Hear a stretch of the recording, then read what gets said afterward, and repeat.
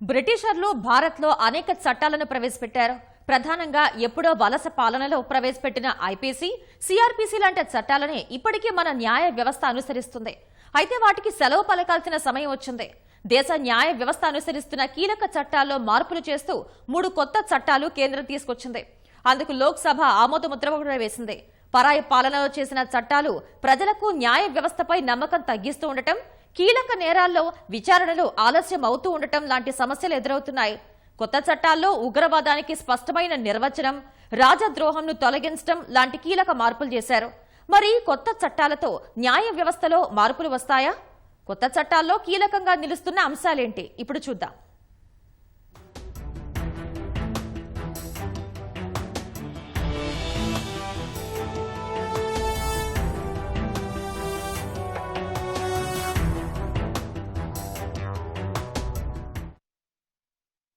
వలస పాలన గుర్తులకు చరమగీతం పాడాల్సిన సమయం ఆసన్నమైంది. 2014 నుంచి సందర్భం వచ్చిన ప్రతిసారి ప్రధాని మోదీ ప్రభుత్వంలో ప్రముఖులంతా అంటున్న మాట ఇది. ఆ విషయంలో ఇప్పుడు నేర న్యాయ చట్టాల వంతు వచ్చింది.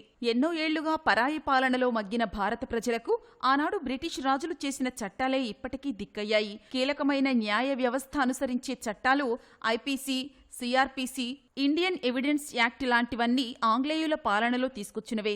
వీటిని రద్దు చేస్తూ వీటి స్థానంలో కీలకమైన 3 చట్టాలను కేంద్ర ప్రభుత్వం ఈ ఏడాది ఆగస్టులోనే లోక్సభలో ప్రవేశపెట్టింది. వాటిపై తీవ్ర అభ్యంతరాలు రావడంతో కొన్ని మార్పులు చేర్పులు చేస్తూ తిరిగి శీతాకాల లోక్సభ సమావేశాల్లో ప్రవేశపెట్టింది. కేంద్ర హోంశాఖ మంత్రి అమిత్ షా లోక్సభలో ప్రవేశపెట్టగా మూజువాణి ఓటుతో సభ ఆమోదించింది.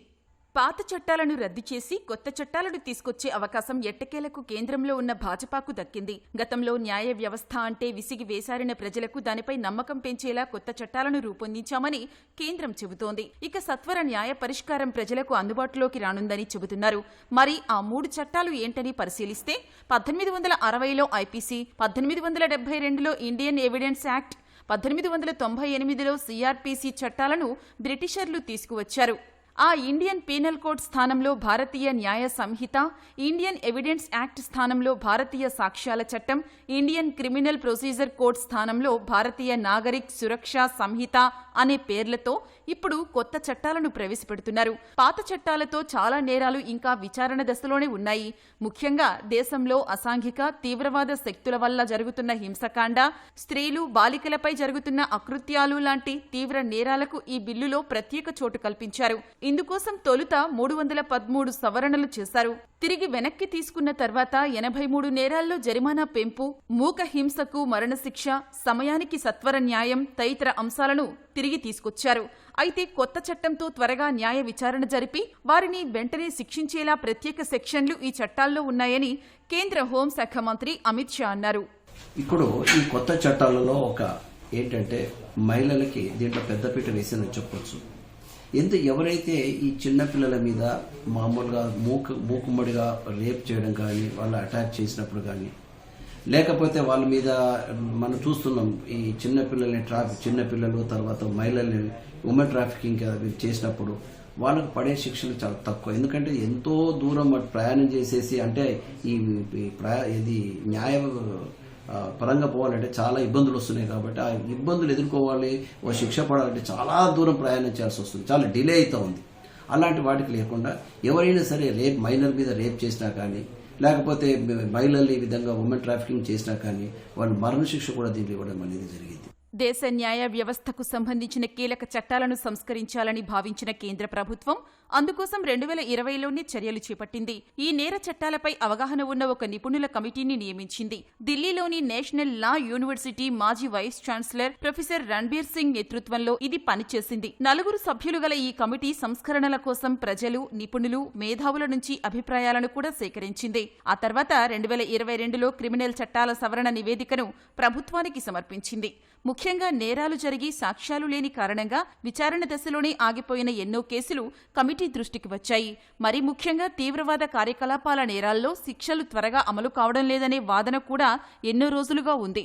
వీటికి చెక్ పెడుతూ కమిటీ అనేక కీలక సంస్కరణలు సిఫార్సు చేసింది. ఈ ప్రజలైతే ఇప్పుడు కోర్టుల మీద కొన్ని వాస్తవంగా చెప్పాలంటే వాళ్ళ కోర్టుల మీద కొంచెం నమ్మకాలు కూడా సన్నగిలింది. ఎంతో మంది క్రిమినల్స్ వాళ్ళు తప్పులు చేసినప్పుడు కూడా శిక్షల నుంచి వాళ్ళు తప్పించుకుంటున్నారు.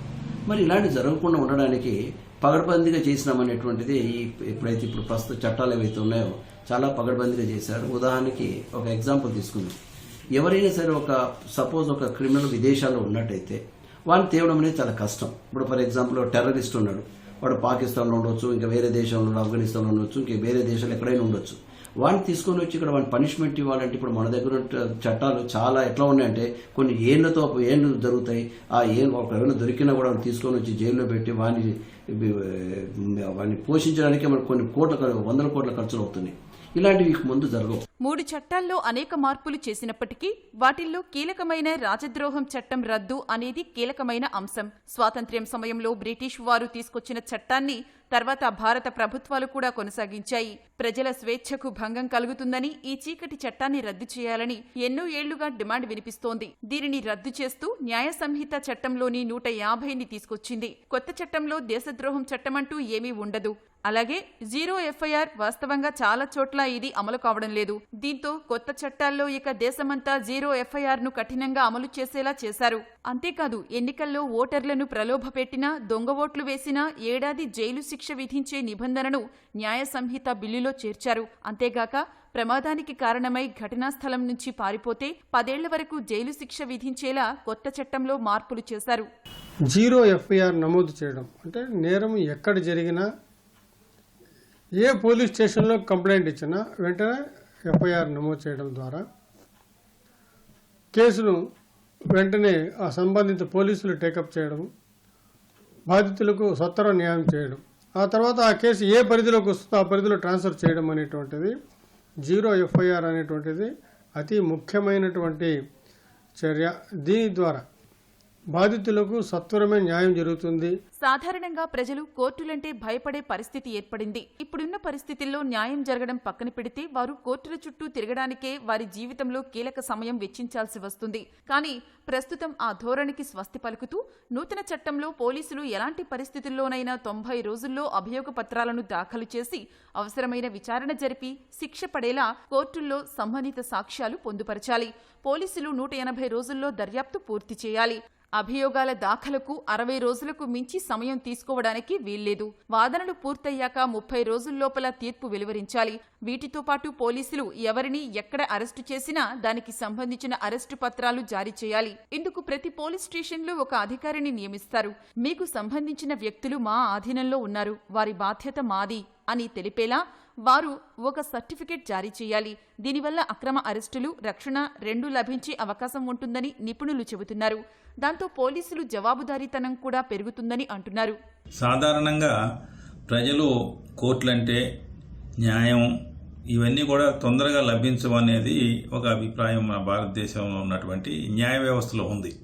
అయితే ఈ న్యాయ వ్యవస్థలో ఉండటానికి ఏంటంటే ఈ ఉన్న చట్టాల్లో కొన్ని లోపాలు అయితేనేమి వాటిని సవరిస్తూ కొత్త చట్టంలో అనేక మార్పులు తీసుకురావటం వల్ల ఇవి రాబోయే చట్టాలలో సాధారణ ప్రజలు కూడా చాలా సత్వరంగా న్యాయాన్ని పొందే అవకాశం ఉంది. అందులో పొందపరిచినటువంటి సెక్షన్లు ఏవైతే ఉన్నాయో అవన్నీ కూడా చాలా టైం బౌండ్గా పెట్టారు. అదేవిధంగా ఎఫ్ఐఆర్ ఎప్పుడు వేయాలి, ఎఫ్ఐఆర్ వేసిన తర్వాత ఎన్ని రోజులకి ఛార్జ్షీట్ వేయాలి, ఆ ఛార్జ్షీట్ వేసిన తర్వాత కనుక వాళ్ళు కనుక బెయిల్ ఎట్లా తీసుకోవాలి, బెయిల్ అనేది ఒక రైట్ లాగా అక్యూజ్డ్కి ఉండాలి అనేటువంటి అనేకమైనటువంటి సెక్షన్లు దీంట్లో రూపొందడం వల్ల సాధారణంగా ప్రజలకు కూడా మనం 100% దీంట్లో సత్వర న్యాయం వస్తుంది. మహిళల గౌరవానికి భంగం కలిగేలా ప్రవర్తిస్తే ఇక నుంచి ఇబ్బందులు తప్పవు. భారతీయ న్యాయ సంహిత ప్రకారం సెక్షన్ 73 కింద ఏడాది నుంచి 5 ఏళ్ల వరకు జైలు శిక్ష పడుతుంది. ప్రత్యామ్నాయం కేసులో సెక్షన్ 107 ప్రకారం జీవిత ఖైదు పడే అవకాశం ఉంది. చట్టంలో ప్రధానంగా మహిళలపై జరిగే అత్యాచార, కిడ్నాప్ మొదలగు నేరాలకు కఠినమైన శిక్షలు విధించనున్నారు. ఇవే కాకుండా మహిళలను వ్యభిచార వృత్తిలోకి దింపడం, గొలుసు దొంగతనం, విదేశాల్లో నేరాల్ని ప్రోత్సహించడం, భారత సార్వభౌమత్వం, సమగ్రత, ఐక్యతను దెబ్బతీయడం, ఫేక్ వార్తలను ప్రచురించడం వంటి నేరాలను కూడా కొత్త చట్టాల్లో చేర్చారు.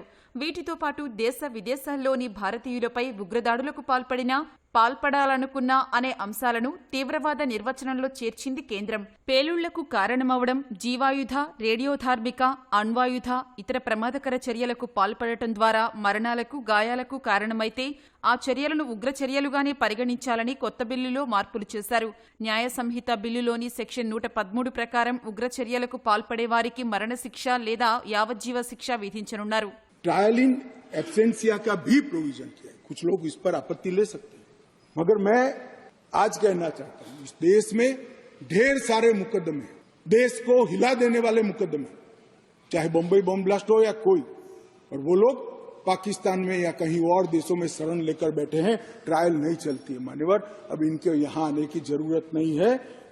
90 दिन के अगर वो कोर्ट के सामने नहीं आते हैं तो उनकी अनुपस्थिति में ट्रायल होगी। एक सरकारी वकील उनकी पैरवी करेगा, फांसी भी होगी, जन्मटिप भी, और जिससे वहां से वापस लाने की प्रक्रिया बहुत जल्दी कर पाएंगे, क्योंकि वो सजा प्राप्त व्यक्ति किसी दूसरे देश में तो స్టేటస్ बहुत बदलता है। దేశవ్యాప్తంగా 2023 వరకు అన్ని కోర్టుల్లో కలిపి దాదాపు 5 కోట్ల కేసులు విచారణ దశలో ఉన్నాయని అంచనా. ఇందుకు సంబంధించి కేంద్ర న్యాయశాఖ మంత్రి రాతపూర్వకంగా రాజ్యసభలో తెలిపారు. అయితే రోజురోజుకు ఇవి పెరిగే అవకాశం ఉంది. దాంతోపాటు జైళ్లలో ఖైదీలు పెరిగిపోతున్నారు. కోర్టులలో జడ్జీలపై కేసుల భారం పెరుగుతుంది. ఇలా అనేక కారణాలు మన న్యాయ వ్యవస్థను వెక్కిరిస్తూనే ఉన్నాయి. వీటికి చెక్ పెట్టాలంటే త్వరితగతిన విచారణ జరిగే వ్యవస్థ రావాలి. అందుకు విచారణతో పాటు అనేక అంశాలు కలిసి రావాలి. ప్రస్తుతం కేంద్రం తీసుకొచ్చిన ఈ చట్టాలు వాటిని వేగవంతం చేస్తాయని చాలా మంది నిపుణులు భావిస్తున్నారు. అలా అయితే అప్పుడైనా న్యాయం కోసం ఎదురు చూసే బాధ తప్పడంతో పాటు న్యాయ వ్యవస్థపై నమ్మకం కూడా పెరుగుతుందని ప్రజలు భావిస్తున్నారు.